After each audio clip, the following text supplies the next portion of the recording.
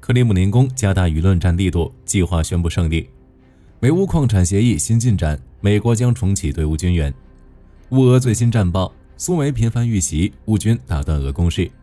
俄军动员兵签署卖身契，服役合同无限期。俄伤兵新去处，朝鲜变成俄后见基地。俄冻结资金将用于重建乌克兰。乌军新导弹亮相，打击俄本土的新选择。无人机产量翻10倍，乌军计划部署无人机机群。欧盟新援助驻乌抵御俄攻势。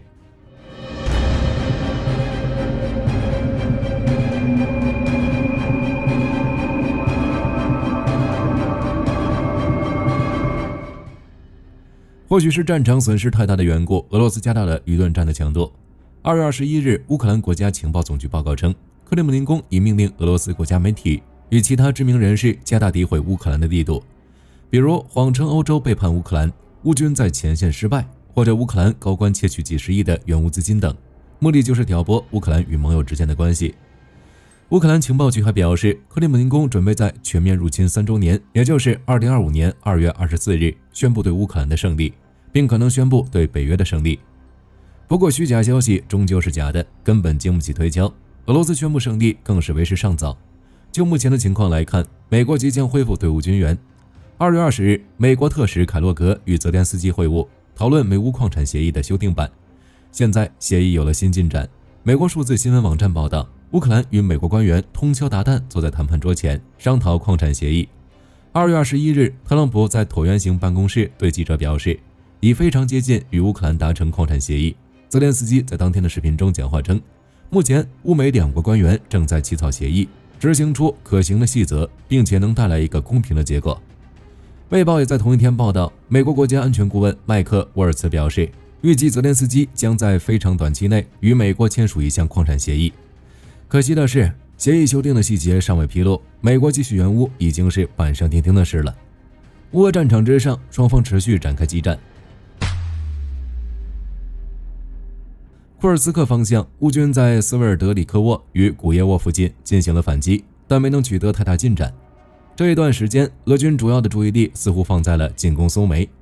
来自俄罗斯的消息称，俄军在2月21日越过了苏梅库尔斯克的国际边境，在苏梅州的诺文克和巴西夫卡附近展开战斗，并到达了 H07 公路。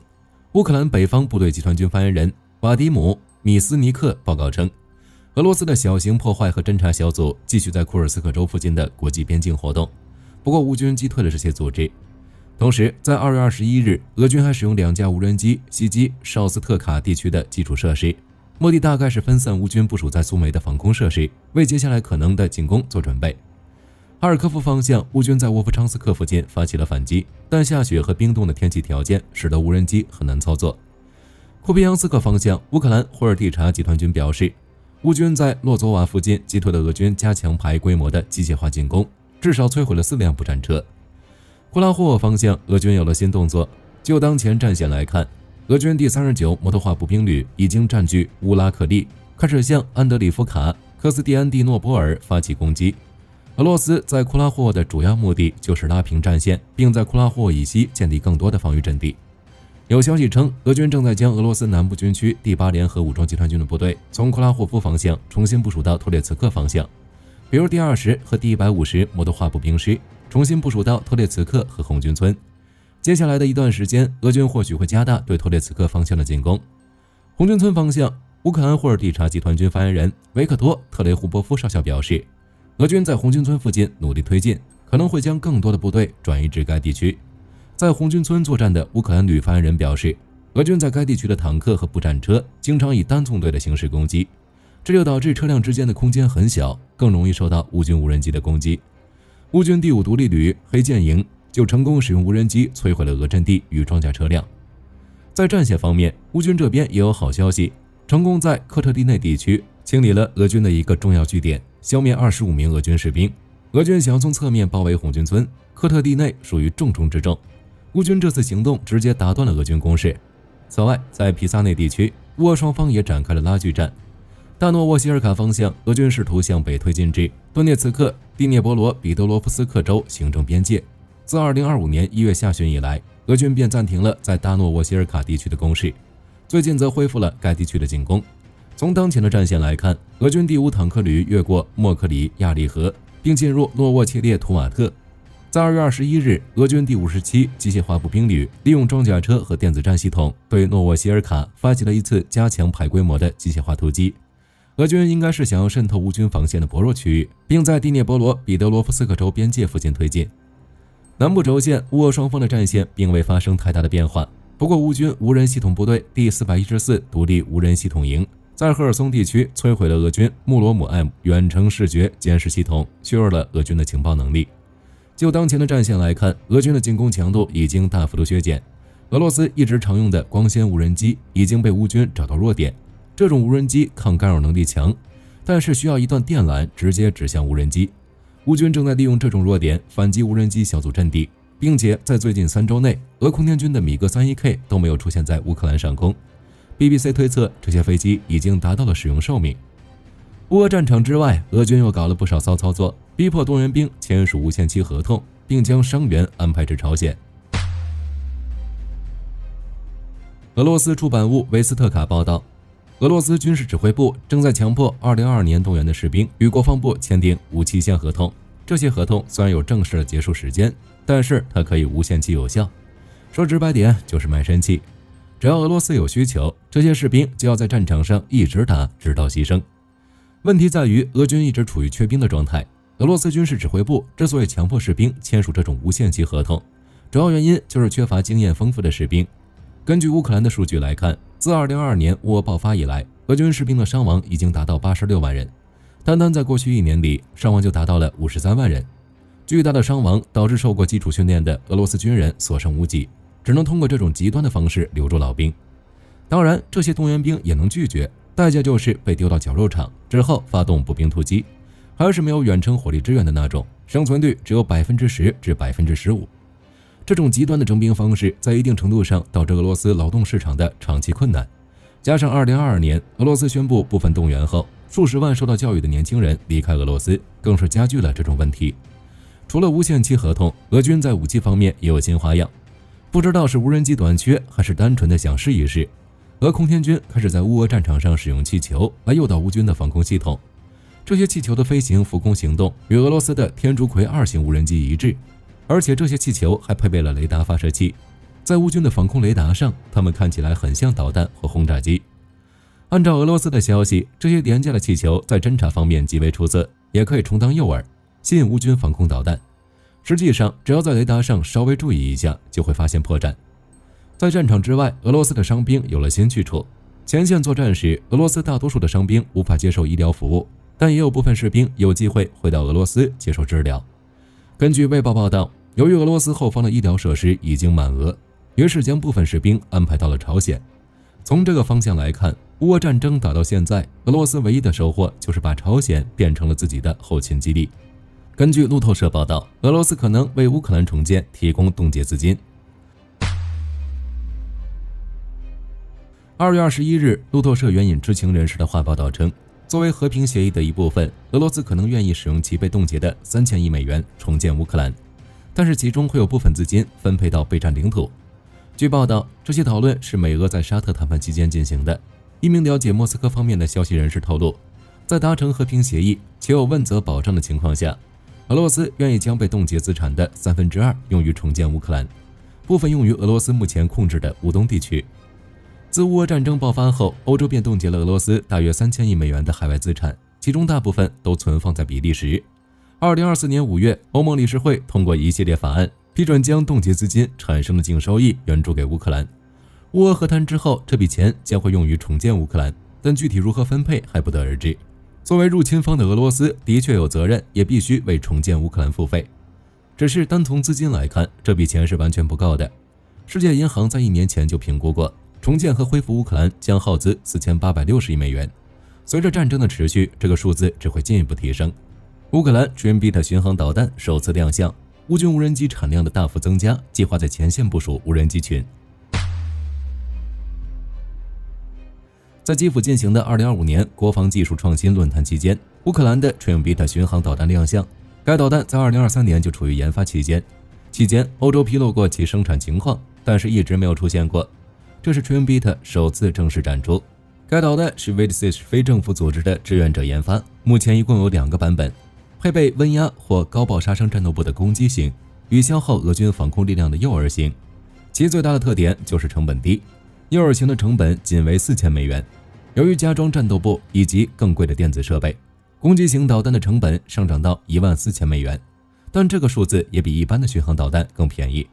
Trim-bit 导弹可以安装在地面或者拖车上，使用也极为方便。成本低，可以大规模生产，在打击俄本土这件事上，乌军又有了新选择。在无人机方面，乌军也有了新进步。相比较2024年1月，乌克兰在2025年1月的无人机产量增加了10倍，火炮产量增加了2倍，装甲运兵车增加5倍，反坦克导弹增加2倍，弹药增加2.5倍，并且乌克兰政府又拨款79亿乌克兰格里夫纳用于购买无人机。钱够了，产量足够，唯一需要改进的就是供应模式。乌克兰国防采购局目前正在推出一种新的供应模式，简单来说就是简化采购流程，更好地通知无人机制造商，提高透明度，明确供应机制，刺激竞争，确保无人机可以在几周内将无人机运送到前线，而不是之前的几个月。通过这种方式，乌克兰可以在国外军事援助大幅减少的情况下进行长期自卫。而且乌克兰无人机不止产量增加，还有性能。乌克兰数位事务部宣布，在2025年的前线将出现无人机机群，也就是将一组无人机统一为单一的机制。在当前的乌克兰，已经有10几家公司研究这项技术，并不断进行测试。在不久的将来，如果乌军士兵面临俄军的机械化攻势，无人机机群可以确保完全摧毁。为抵御俄军的进攻，欧盟为乌克兰准备了一笔新的援助。2月21日，彭博社报道，欧盟正在准备一项价值200亿欧元，大约209亿美元的军事援助。援助内容包括防空系统、火炮弹药、远程导弹和无人机。具体细节会在即将举行的外长会议上讨论。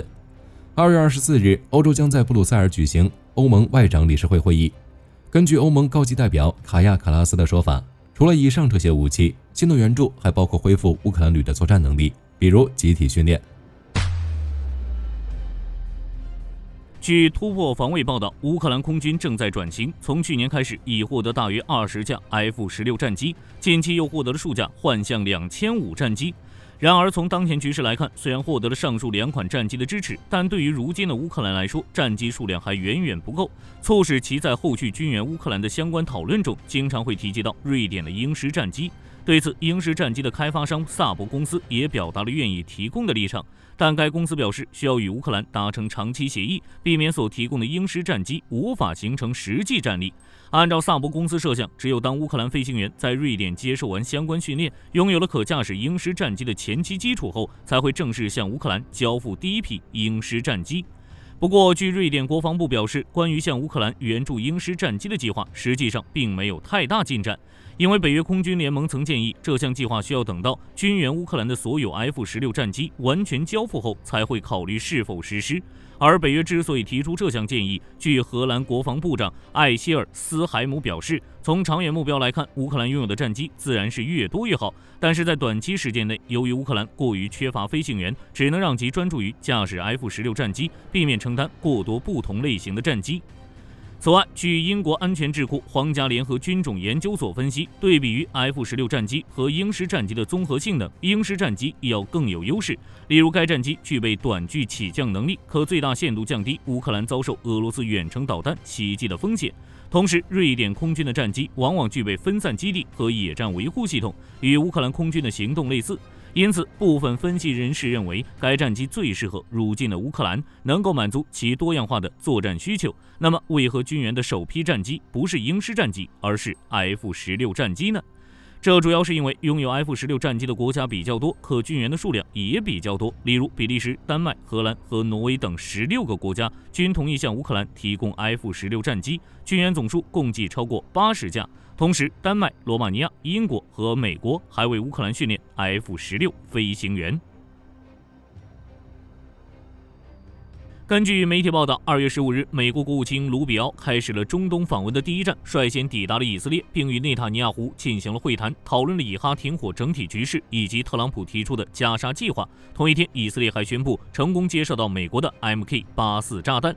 其中以哈停火协议的第一阶段从1月19日生效，预计到3月1日到期。目前双方已完成最新一轮的人员交换行动。在该阶段到期前，双方需要就第二阶段的协议内容进行谈判。据哈马斯官员艾努努透露，相关的谈判工作将于本周内展开。至于特朗普的加沙计划，内塔尼亚胡表示将会与特朗普全面合作，以推进这项计划，并称该计划为加沙开启不同未来的唯一可行计划。而卢比奥则称，哈马斯不能继续作为军事或政府力量存在于加沙地带，必须要将其彻底清除，这与以色列的战争目标一致。此外，据以色列媒体报道，内塔尼亚胡还谈及到伊朗，并称以色列和美国都不同意伊朗拥有核武器。而继访问以色列后，卢比奥还将访问沙特和阿联酋。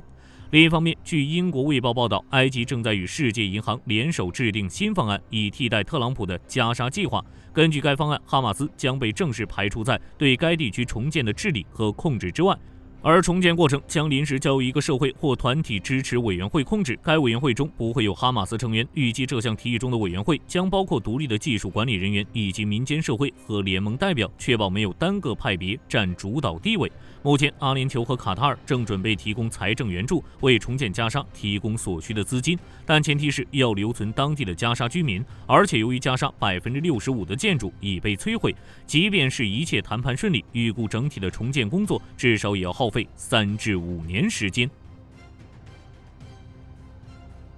据 Naval News 报道，日本响级声学测量舰的4号舰背后号于2月17日举行了下水仪式，预计背后号将于明年3月部署到广岛无基地的声学测量队，而这也是日本海上自卫队旗下的第一声学测量队。按照日本方面的说法，背后号于去年3月开工建造，整体造价约1.3亿美元，其采用双船体设计，全长67米，吃水约7.5米，排水量约2900吨，时速约20公里，并可供40名士兵搭乘。在设备方面，其装设有可供直升机停放的飞行甲板以及卫星装置，先进的拖曳阵列感测仪器可借此强化整体反潜战力，但并未搭载任何导弹、机炮等武器。值得注意的是，第一声学测量队于2017年引入了乘组制度，这也是日本海上自卫队中唯一采用乘组制度的部队。在3号舰安艺号服役后，第一声学测量队开始实行3艘测量船配备4个乘组的作业机制，而在背后号服役后，届时将改为4艘测量船、5个乘组轮换的机制，从而进一步提高工作效率。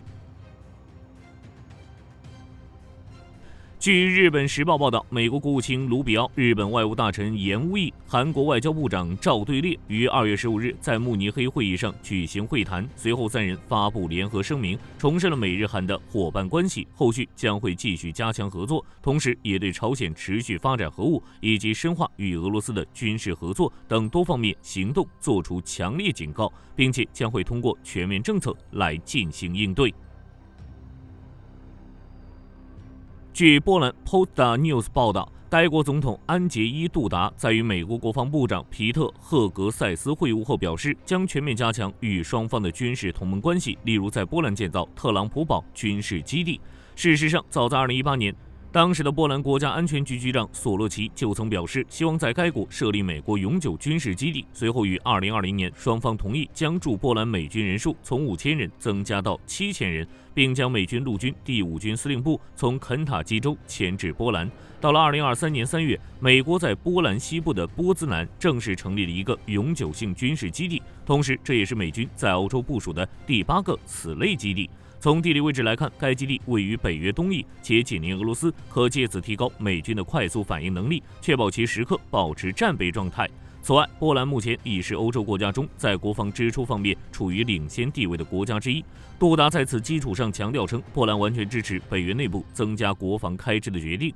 其计划在2025年投入约470亿美元用于国防，这些资金将来自国家预算以及武装部队支援基金的融资，相当于 GDP 的4.7%。好了，这期视频到这儿就结束了。各位觉得重建乌克兰需要多少钱？可以在视频下方留言，大家一起讨论。我是火力军，下期见。